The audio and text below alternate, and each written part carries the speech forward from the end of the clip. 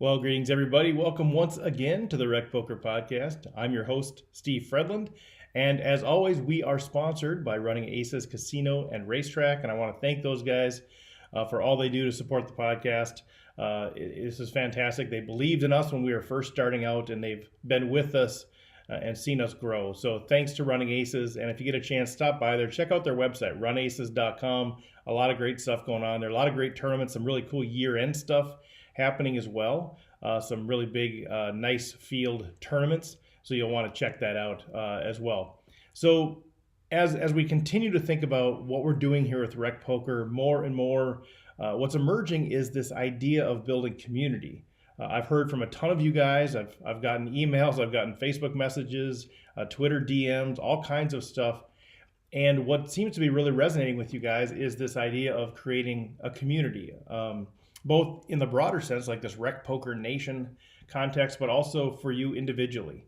I know a number of you are saying, everybody says you have to learn a community, but I don't have the people around me that really want to learn the game or learn the game in the same way or at the same frequency. And so how do we build that up? And so that's what I'm hoping to start to do more and more of with some of these online seminars, some of these in-person seminars, but also I'm looking at building some of these learning communities online through Zoom that I'm happy to facilitate. And so I'm looking for feedback on that if that's something you're interested in doing, either with a group that you already know or just joining another group of people that are at the same general experience level and starting to learn together. We could have regular topics, whether we meet weekly, monthly, bi-weekly, whatever that is, the group can kind of decide that. So I want to build that out, but I need to know how much demand there is for that. It certainly seems like there's demand.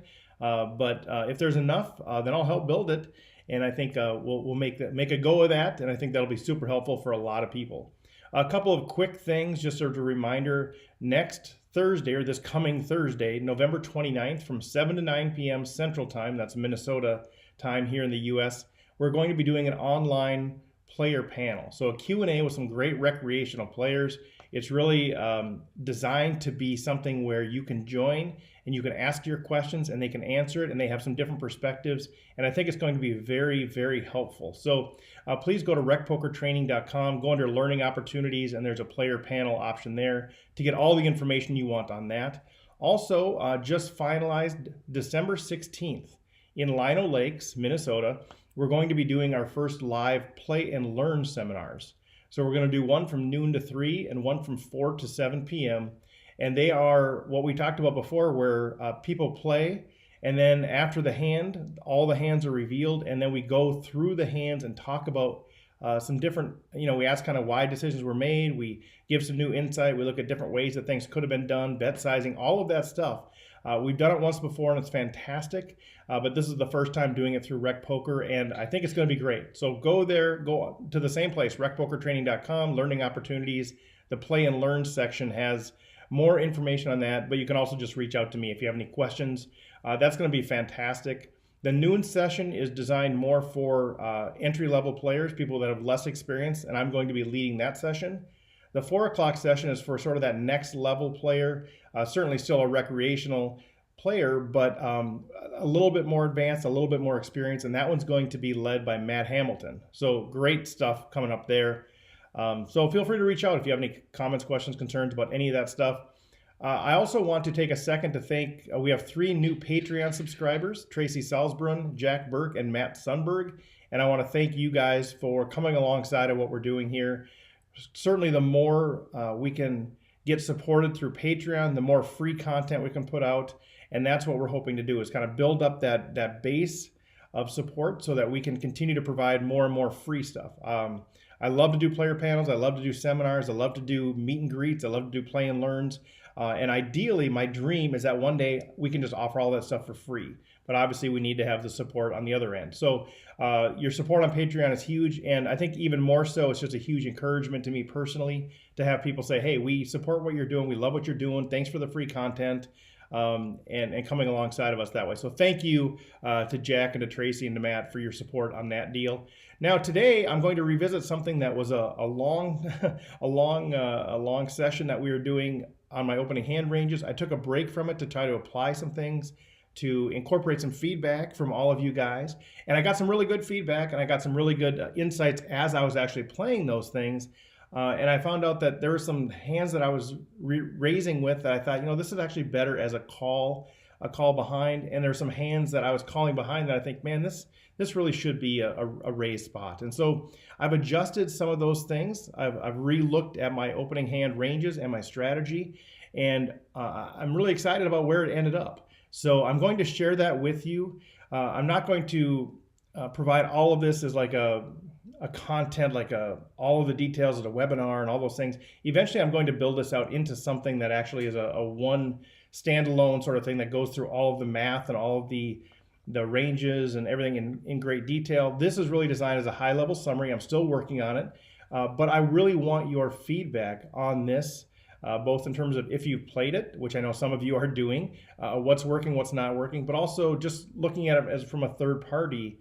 What do you like? What don't you like? What are you concerned about? So I'm going to give you, I guess I'm going to walk through this in some detail. I'm just not going to have all the graphics and all the charts and all that stuff. I'm still waiting to kind of finalize it, but this is something I'm feeling better and better about as we go. And so let's walk through this. For those of you who are just listening as a podcast, I will have some of this in graphs and charts on the video in YouTube. That's something we just started, the RecPoker channel on YouTube.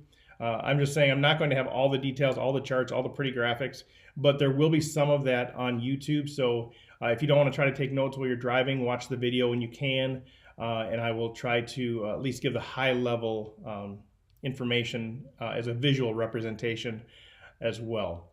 Okay, so with that, I am going to start digging into and sort of sharing where I am right now with my pre-flop ranges.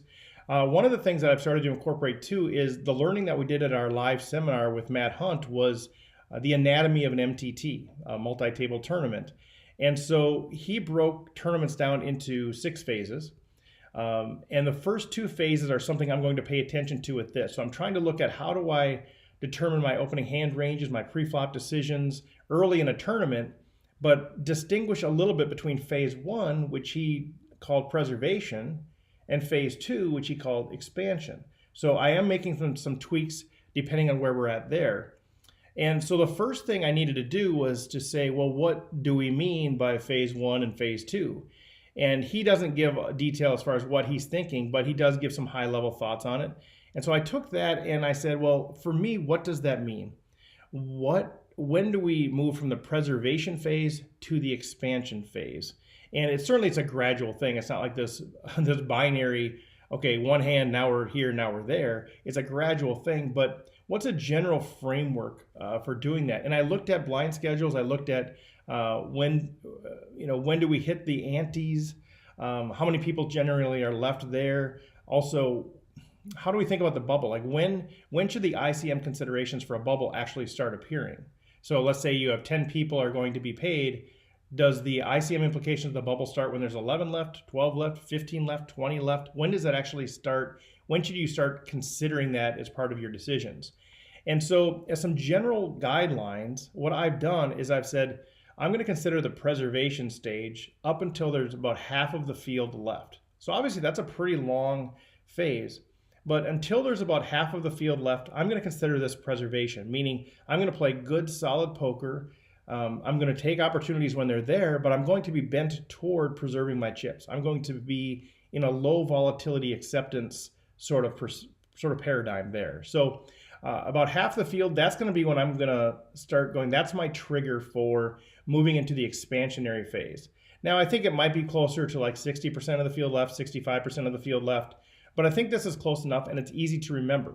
Part of what I've always said I'm trying to do is not just be as strategically optimal as possible, but do this in a way that's actually implementable. It's memorable for those of us who are not as experienced. So I think this is a good starting point. And then of course you can adjust as you get more comfortable and you get more insights on that. But for me, I'm going to distinguish phase 1 up until half the field is gone. And then phase 2, I'm going to consider up until 15% of the field is left. So this is assuming 10% of the field is paid, which is typical for the running aces tournaments that I play. They pay about 10%. So once we get to about 15% of the field left, or another way to think of that is if you think about how many people are paid and you add another half of that, that's about how many people are left when I think the ICM implications should really sort of kick in. So let's say, for example, there are 9 people paid. Well, another half of that is what, 4.5? I guess I could have used even numbers. But that means when there's about 13 or 14 people left, that's when I'm going to start considering more and more the ICM implications of being on the bubble. And of course, that's going to be different if I'm a big stack, small stack, or medium stack, but that's when I'm going to start to bring that into consideration. I think a lot of people start that too early. Say 9 people are paid, and then with 20 left, they start tightening up and playing like they're on the bubble. Well, you still have half of that remaining field has to be eliminated before you're even in the money. So I think that's too soon, and 15% might be too, but I think it's sort of a general rule of thumb. So I'm going to not really consider myself being on the bubble with ICM and volatility implications until I'm about 1.5 times the number of people that are paid. So with 10 left, when it gets to be about 15. When there's 20, when the 20 get paid, so if 10 get paid, when there's about 15 left, that's when I'm going to start considering myself on the bubble. When there's 20 that get paid, maybe when there's around 30 left. Up until then, I'm going to consider myself in the expansionary phase, which means I am trying to build a stack so that I can leverage that stack when I'm on the bubble. So those are sort of my splits. Phase 1 until about half the people are left. Phase 2 until about 15% of the people are left. So as I'm talking about my pre-flop decisions, that's what I'm referring to when I refer to phase 1, preservation phase, phase 2, expansion phase. And then one of the things that was sort of interesting as I think about this, as we move from phase 1 to 2, one of the insights is that you want to start adding volatility, or you have more incentive to have a style that welcomes more volatility. And the question that some people have sort of insinuated to me is, well, how do you add volatility? How do you do that? Because I think some people think it's sort of flipping a switch from saying I'm going to be a passive player to I'm going to be a very active player, meaning I'm going to just start raising all the time. I'm going to be the madman. And that is not what's happening. I think what you want to do is you want to marginally add volatility to your play. And the ways that you can do that, at least as I was making a list, some of the things that I thought of are when you're talking about pre-flop, you can add volatility to your game by sort of expanding your playable hands. So if you just think about the most simple case, say you're on the button and everything folds to you. If you're playing in a preservation mode, you might only raise with pocket 2s and better, suited cards where they're both 5 and better, unsuited cards both 10 and higher, and maybe suited aces. That's my default range in the preservation phase. Well, if you're moving into the expansion phase, you're willing to welcome more volatility, you're going to start raising and opening with more hands. Okay, so that is one way is you can increase the size of your playable range. That could be when there's no action. It could be when there's limps in front of you. It could be when there's raises in front of you. You expand your range. And another way of doing this is changing the frequency or changing the balance between how many times you call and how many times you raise. So you, in spots where you would normally call in the preservation phase, you could start to raise in the expansion phase. Now, not all of the time, but just marginally. That's a way to increase volatility. And another way is through your bet sizing. You can start increasing the size of your bets, whether they're your initial opens, whether they're your 3 bets, whether they're any of those situations. And then post-flop, you can increase your volatility by bluffing a little bit more often, semi-bluffing with draws, sizing up a little bit more there, check raising occasionally, betting for value instead of pot control checking behind. Those are ways that you can increase volatility. So there's different tools that you have, but it doesn't mean that you're moving from super nit to super aggro between phase 1 and phase 2. You're looking for strategically, how do I add some volatility to my game to try to increase the potential of building a stack so that I have that big stack. So when we hit the bubble, I can leverage that to build even more chips so that I can go deep into this tournament versus still being resistant to volatility when you're ultimately faced with a decision where I'm just trying to min cash all of the time. And I think that's where a lot of rec players end up. Okay, so phase 1, phase 2, how do we introduce volatility? Okay, let's go to, this is a little bit of review, this one. We're just looking at defining the ranges. So, I've gone back and forth between how I label these and that sort of stuff. So right now where I'm at is I've defined, I guess, 9 different ranges. So that's kind of what I have set out. And these are ranges 2 through 9. That's 8 of them. And then a range I'm just referring to as range E. These are my elite hands.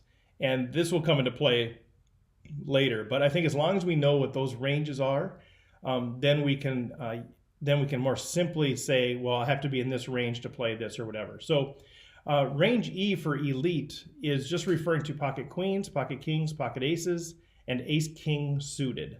Those are what I'm classifying as my elite. Now, obviously, you can adjust that for the situation. Maybe pocket queens aren't elite in a certain situation, and maybe pocket jacks are, or maybe ace king offsuit is in a situation. But as a default, pocket queens and better, ace king suited is my range E for elite. The other ranges 2 through 9 are defined as we've done so before, but if you're just tuning in now, let me review this really quickly. Range 2 is any pair, pocket 2s and better. So the name corresponds to the pair. So like pocket 2, 3, 4, or range 2, 3, 4, 5, 6. The minimum pair is 2s, 3s, 4s, 5s, 6s, etc. Okay, so range 2 is pocket 2s and better. And then we consider suited cards. To be in the range, the suited cards have to both be a rank that's at least 3 higher than the range number. Okay, so pocket 2s and better, and then suited cards where they're both at least 5 or better. And then offsuit cards have to both be 1 more higher than their suited counterparts with a minimum of 10. Okay, and I know this sounds complicated, but as you get it, it becomes super easy. So range 2, you'd have pocket 2s and better. You'd have suited cards where they're both 5 and higher, and offsuit cards where they're both 6 and higher, except the rule says they both have to be 10 all the time. So it's going to be offsuit cards both 10 and higher. In range 3, pocket 3s, suited cards where they're both 6 and higher, and offsuit cards both 10 and higher. Now, ranges 2 and 3, I have one more sort of, I guess, rule breaker, which is I'm going to play all my suited aces are going to be in ranges 2 and 3 as well. So ace 2, ace 3, ace 4, all of those suited aces are also part of that.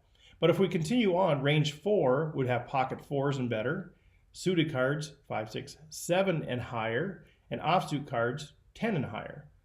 Range 5, pocket 5s, 2 suited cards 8 and higher, and offsuit 10 and higher. Range 6, pocket 6s and better, suited cards both 9 and higher, offsuit cards both 10 and higher. Range 7, pocket 7s and better, suited cards 8, 9, 10 and higher, and offsuit card where they're both jack and higher. Range 8, pocket 8s and better, 9, 10, jack, suited cards both jack and higher, offsuit card queen and higher. Range 9, pocket 9s and higher, suited cards both queen and higher, and offsuit cards king and higher. So that would just be ace king. So those are our ranges 2 through 9 and the E for elite. And I'll put this up on the screen as well, or I'll make this available to those of you who ask me or whatever. But in terms of the actual frequencies here, they range, the range 2, which is pocket 2s and better, suited cards 5 and higher, and offsuit 10 and higher, that's just under 30% of hands. That's like 29.4% of hands. Okay, so that's the widest range. The range 9 is 4.5%, and the elite is 1.7%. So just to give you a flavor of the frequencies, and I'll put the full chart out there for you to check out. Okay, so that's just defining those ranges. That doesn't mean what we're going to play at this point. That's the ease with which we can define the ranges. Okay, now we're going to actually play. So we sit down, or the hand's about to begin. The first thing that we need to do is look at what is the minimum playable range from our position. And again, I'm just doing this for phase 1 and phase 2 of the tournament, so the early stages of the tournament.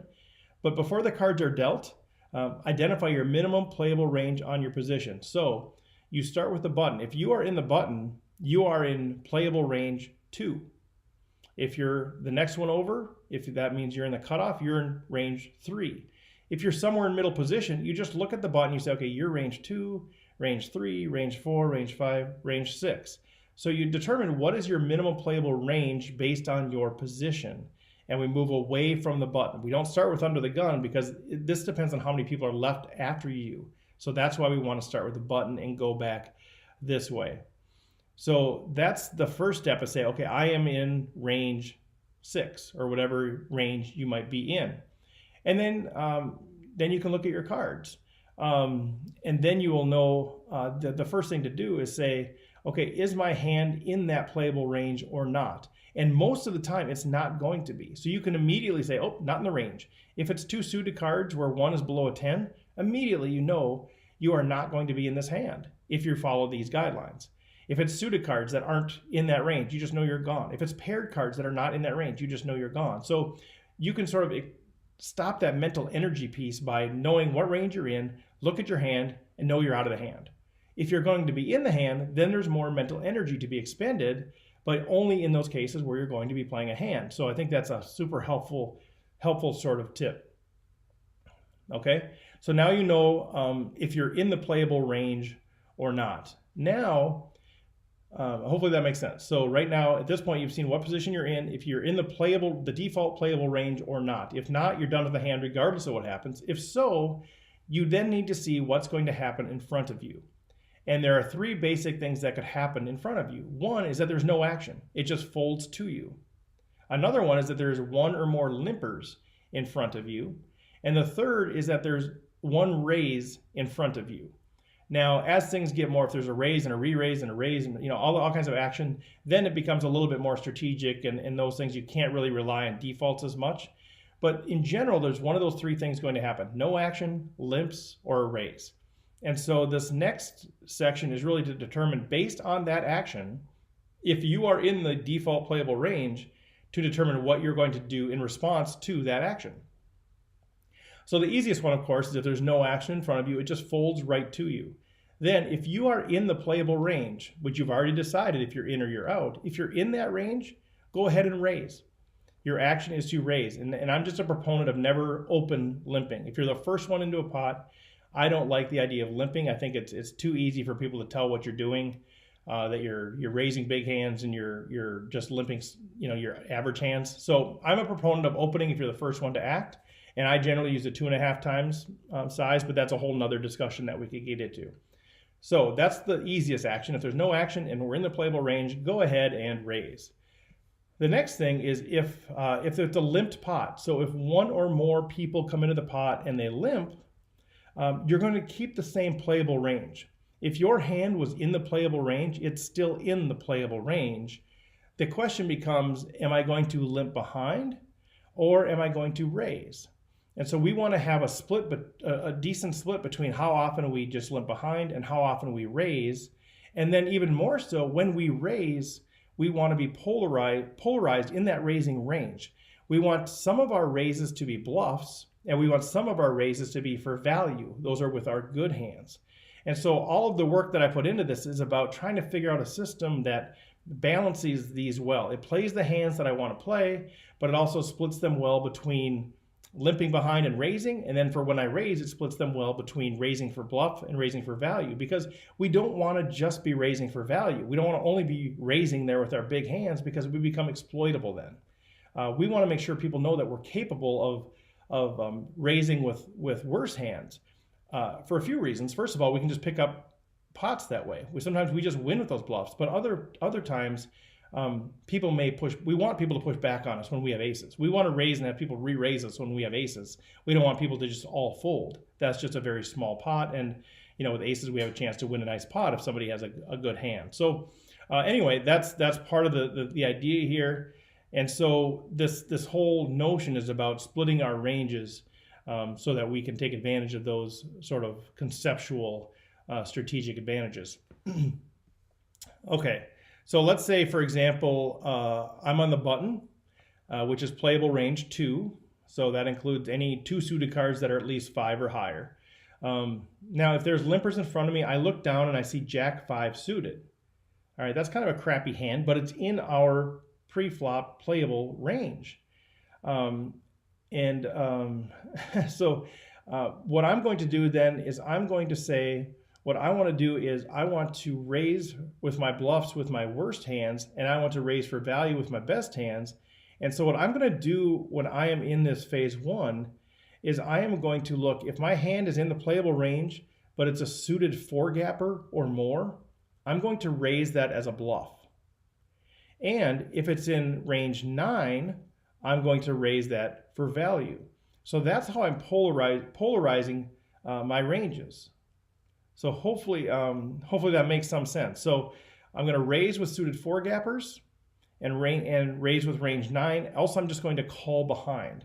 So my Jack 5 suited falls into that category. So let's say I've decided that my hand is in the range. I have Jack 5 suited. I can immediately say, well, is that a 4-gapper or higher? Well, it's a 4-gapper. 5. In between there, there's 6, 7, 8, 9, 10. It's a 5-gapper. There's 5 cards that fit in between Jack 5. So that's on the crappy hand. That's sort of on my bluff side of my raising range. Okay, but if I'm in range 9, where I say pocket 9s are better, suited cards Jack or higher, or offsuit Queen or higher, that's in my value raising hand. So I'm going to raise with both Jack 5 suited and pocket aces for different reasons, but to balance my range. So that's during phase 1. Is when there's limpers in front of me, I'm going to polarize that. I'm going to play the hands that are normally in my range, but I'm going to polarize my raising range to be suited 4-gappers and range 9 or higher. Those are my polarized raising ranges. When I move to phase 2, this is where I'm going to add some volatility. Once half the field is gone, now I'm going to change that where I'm going to raise with suited 3-gappers and bigger gaps and raise with my range 8. Those are my value raises. So I'm shifting that from suited 4-gappers and range 9 to suited 3-gappers and range 8 as I move into a phase where I want to accept more volatility once half the field is gone and before 15% or so of the field is left. So hopefully that makes some sense. You might need to rework that in your brain. And so I've got all of this information about the frequencies and making sure that it's balanced. Basically what's happening in phase 1, and again, I'm not sure if I'll put these on the YouTube video or not. I will publish this all as one comprehensive package at some point. But basically, if I'm in some of the later positions, basically the latest 5 positions, then if I'm in phase 1 and there's limpers in front of me, if I play the hand, so contingent on me playing the hand, if I play it, I'm going to be raising about 30% of the time and just calling behind about 70% of the time. When we enter phase 2 in that exact same situation, I'm going to be raising about 50% of the time and calling about 50% of the time. And then if I consider, okay, if I do raise, what percentage of my raises are bluffs and how much of them are value? In the later positions, this actually increases as we get closer to early position. But in both cases, phase 1 and phase 2, when I raise, I'm raising for value at least 50% of the time, but it's pretty balanced. On the button, it's basically 50-50, and then it becomes like 60% of the time under the gun, or in the cutoff, 70% in the hijack, and kind of moves that way. So in general, I'm balanced pretty good between raising as bluffs, raising for value, but I'm certainly more value heavy in phase 1 as well as phase 2, but even more so in phase 1. So again, where I'm not really accepting volatility, more of my raises are for value than in phase 2, where it becomes a little bit more skewed toward raising as bluffs, because I'm willing to take on some of that volatility to try to pick up some pots and set myself up for the bubble. Okay, so that's when there's limpers in front of me. Hopefully that makes sense. We'll recap all of this at the end. Now, when there's a raise in front of me, so now this is the one case where we look at our default playable range and we have to adjust it. When there's a raise in front of me, I say I'm no longer going to play my default range. If I have pocket 2s on the button, I'm no longer going to be considering that as strong as I did when there was just limpers or no action in front. So the first thing I do is I adjust the default playable range by three ranges. So on the button is now a 5. Okay, that's my default playable range, is range 5, and then it goes forward from there. So let's say I look down and I'm in the hijack, I'm 2 off the button. So before the hand starts, I know I'm in range 4. And I look at my hand and I've got 10-9 suited. So that is within the playable range. So I know if this is folded to me, I'm going to raise. If it's limped to me, I'm going to make my determination if I'm going to raise or call. But now when somebody raises in front of me, my range 4 becomes range 7. which means my suited cards now both need to be 10 or higher, which means my 10-9 suited is no longer in my default playable range. And so now what had become a playable hand has become a fold. So that's the impact of having a raise in front. My default range increases by 3. Once I've done that, though, once I've adjusted for that, then it's the same sort of approach in terms of how I'm going to respond to that raise in front of me. And in this case, what I'm going to do is look at my hand and say determine if it's playable or not, in the same way that I've done it before. But now I'm going to figure out, well, what am I going to call behind with and what am I going to raise with? And what I'm going to raise with, I want to be polarized. So if my hand is still in the playable range, I ask myself, is this a suited 3-gapper or higher? If so, I'm going to raise with it. I'm also going to ask, is this in the elite level hand? My pocket queens are higher, my ace king suited. If so, I'm going to raise with it. So I'm going to split my range during phase 1, and I'm going to raise with hands that are in my playable range that are suited 3-gappers or bigger gaps and elite hands. All right? And as I move into phase 2, I'm going to change that to suited 2-gappers and higher and range 9 hands. So I'm going to, in both cases, just like I did with the limp in front, I'm going to reduce those ranges by 1. I know this sounds complicated, especially when you're just listening to the audio, but I do think this is something that's pretty easy to get used to and pretty easy to implement. I mean, poker's hard. It's hard to find a perfect case, and I know Jonathan Little often tells me, you're trying to make poker simple. Yeah, I am, especially for the recreational player, especially in the first couple phases of the tournament. I am trying to make poker as simple as possible, balancing simplicity with optimal play. So there has to be some complexity here, and hopefully this is not too complex that you can't overcome it. I do think we can have some sessions about this, but I do think this is something that you can easily start to implement. So again, if I'm in phase 1 and there's a raise in front of me, I adjust my default range by 3 ranges and determine, am I still in the playable range? If not, I just throw it away. If I am, then I say, okay, I'm going to call behind unless I'm in my raising range, which is split between my bluffing range and my value range. And my bluffing range in phase 1 is the suited 3-gappers or bigger gaps, and my value range are the elite hands. As I move into phase 2, when half the field is gone, that broadens my raising range to suited 2-gappers and bigger gaps and range 9 and higher. And if I look at the frequencies here, what's happening, usually because if I'm in early position and I adjust my range is 3, I'm really only playing really, really, really strong hands. But what happens here is if I'm in later position, and if I play the hand, I'm going to be raising between 15 and 20% of the time. So this is in phase 1. I'm going to raise 15 to 20% of the time, and then I'm going to call behind 80 to 85% of the time when there's a pre-flop raise. And again, this is because it's phase 1. I'm not really looking for volatility at this point.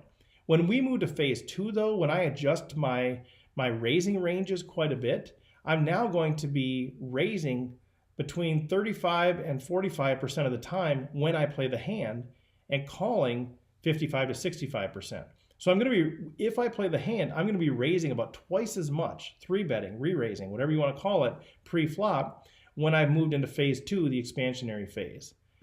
Okay, and the other way to look at this is if I do raise, if I 3-bet, if I re-raise, I'm doing so for value in phase 1 between 50 and 70% of the time from late position. When I move into phase 2, I'm doing it for value between kind of 60 to 80% of the time, kind of in that same sort of realm. But remember, I'm raising far more often. So I'm still fairly balanced, but I'm still very value heavy in all these cases when I'm 3-betting. But there's enough bluffs in there where people have to at least consider that I may be bluffing. So I think that's a good balancing thing there too. Okay, so we're starting to wrap up here. And I know I'm going to be moving these more and more to dialogues and interviews and that sort of stuff because it's hard to just hear one person's voice the whole time. So I know that could be a little bit difficult, especially a voice like mine. But bear with me. This is just working through this phase here, and we'll get a little bit more interactive as we go. But I put down 3 key considerations in developing strategy. These are things that really are underpinning my strategy development that I've shared with you. So there's a lot of data, a lot of work that's gone into this. It's hard to explain how much effort and time I put into this, but it's been super helpful for me to actually put some numbers behind the concepts. But the 3 things that are underpinning this strategy, first of all, is trying to balance solid frequencies for hands played versus folded, as well as how those hands were played. Raises for bluffs, raises for value, and calls. Secondly, adjusting so that my polarized raising ranges between bluffs and value moves more of my crappy hands into the bluff category and more of my solid hands, like pairs and suited connectors, into the calling ranges. So what I had before, I felt like, man, there's too many good hands that I'm raising as bluffs here, and there's too many bad hands that I'm keeping in my call behind range. So that was the second thing, is trying to balance those so that the hands that I'm calling with are better calling hands, and the hands that I'm bluffing with are better bluffing hands. And then the third thing is trying to continue to make it easy to remember and to apply.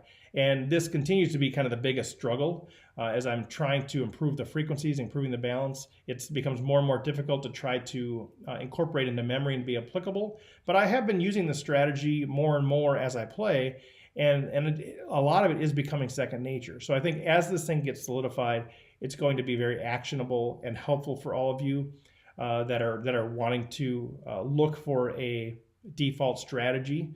And what I do like about this, getting away from that, is if I think about how many tournaments, the tournaments are really decided once you get to that final 15%, and you're now on the bubble, you're now going forward. So many of the decisions before that, I think we can overthink those. I think we can get too tricky. I think we can make too many hero calls, raising my hand.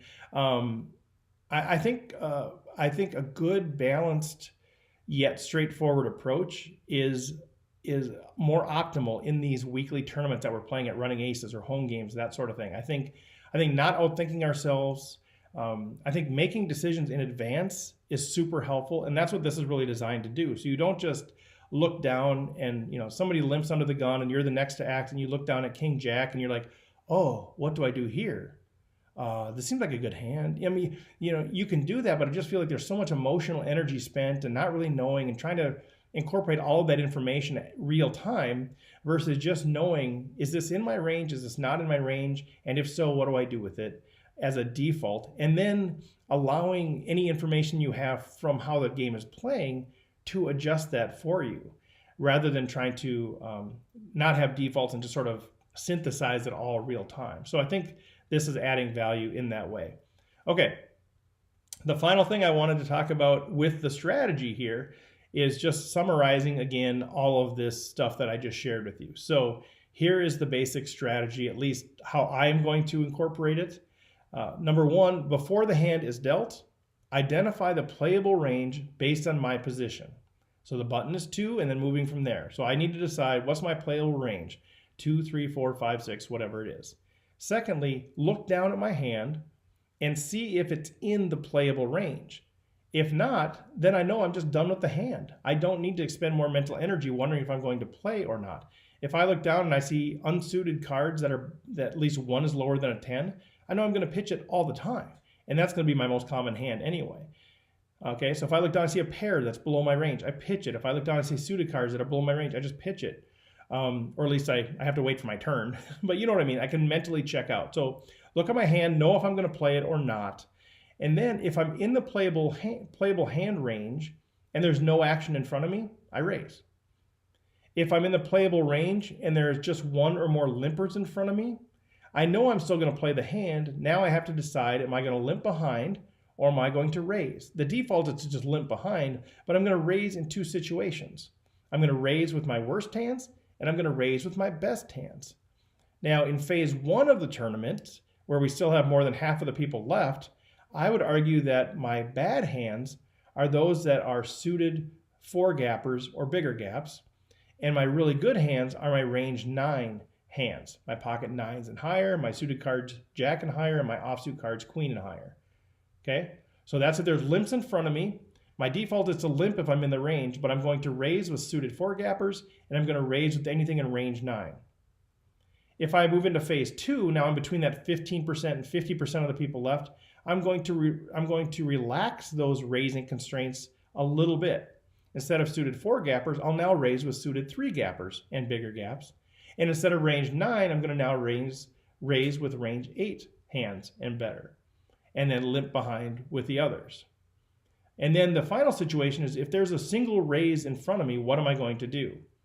Well, first I need to adjust my default range by 3 ranges. So no longer am I in range 3, I'm now in range 6, or whatever that might be in your situation.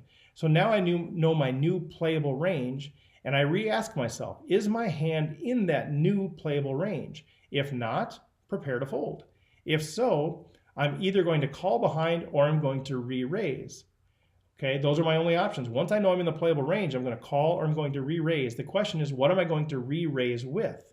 Well, I'm going to re-raise with my worst hands, which I would consider suited 3-gappers and higher, and with my best hands, which are my elite hands.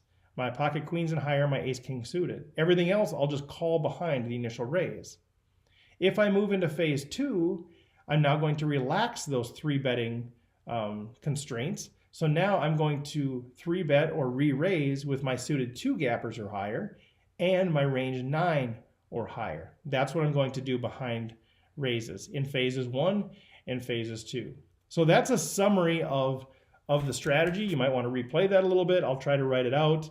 I'll put some of it on the YouTube video as well. But at some point I will package this all together. Once I feel really finalized, I'll put this together into a really solid presentation, maybe a webinar or something, so that we can really talk through it. But I'm remiss to do that as I continue to play with it and see what I like and what I don't like. But I do feel like in general we're getting pretty close here to having a strategy that I can use with more and more confidence.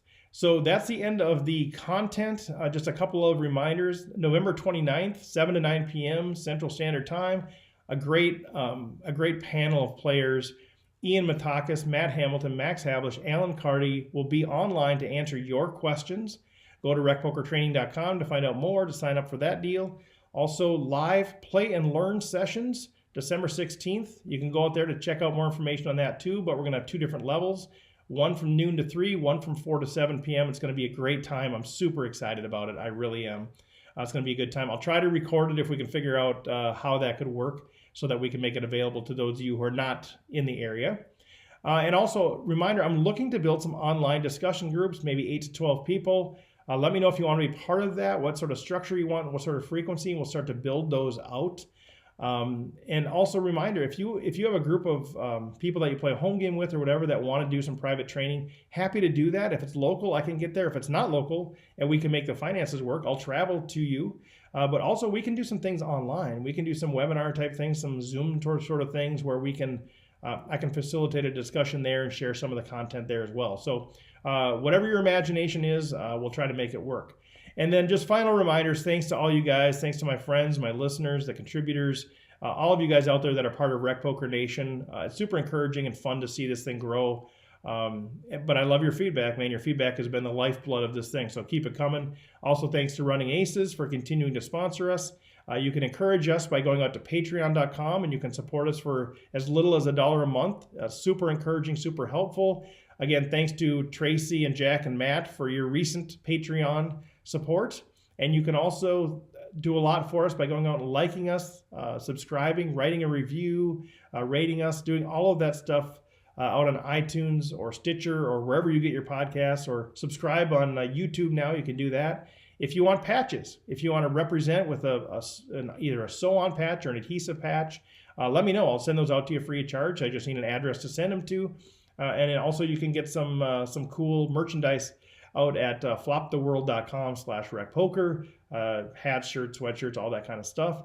And again, as always, send me feedback, Facebook, Twitter, email, whatever. Let me know. But that's it for today. Thanks for tuning in, and good luck on and off the felt. And for those of you in the U.S., and I know we have a growing audience outside of the U.S. because I'm hearing from you guys all over the place, Australia and Holland and Canada, It's fun to hear from you guys. Thanks for that. But if you're in the U.S., hope you had a great Thanksgiving. Maybe you're continuing your Thanksgiving weekend with family and friends. So hopefully that's a good one for you. I will chat with you, I guess, next week, if not before. Take care, y'all.